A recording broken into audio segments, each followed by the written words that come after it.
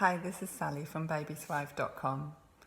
The last blog I wrote was about how babies like to sleep with their parents and how it might be worth looking into whether that's something that suits your family.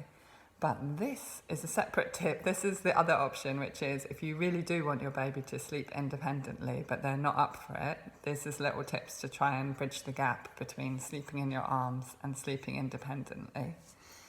So the first step is feed to sleep. Normal, natural, releases hormones that make babies sleep. Perfect recipe for sleepy baby. And then depending how you've been feeding, you might like to move them a little to make sure that they are head above stomach, less horizontal, more vertical. Have faith that if there is a bubble in there, they will burp it out if you keep them upright for a bit, especially if their weight is on their tummy laying on top of you. Don't feel obliged to pick them up and hush them and rock them and sit them on your knee and pound their back, because these things just wake babies up. So leave them like this. When they appear to be quite deeply asleep, which may come and go in 20-minute waves, you might notice their eyelids are not fluttering anymore. You might notice that if you go to move their limb, it just flops straight back to where it came from with no resistance. These are the top tips that mean it's a good opportunity to maybe try laying them down.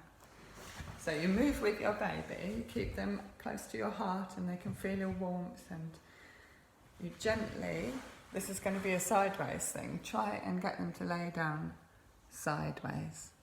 And the reason for that is that if you move your baby sort of through this plane on their back, it brings a natural startling reflex and they're more likely to wake up. So if you can do it gently sideways, you might avoid that.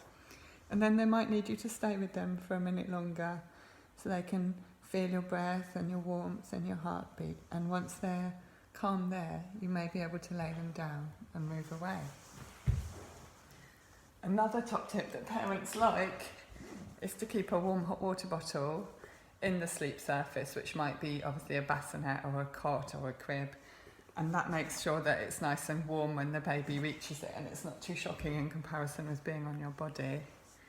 Let me know how you get on. My cousin she had twins and she breastfed them, and at the end she said that she felt that her next career should be landmine diffuser because she spent so much of her days gently, slowly moving away and choosing the perfect moment.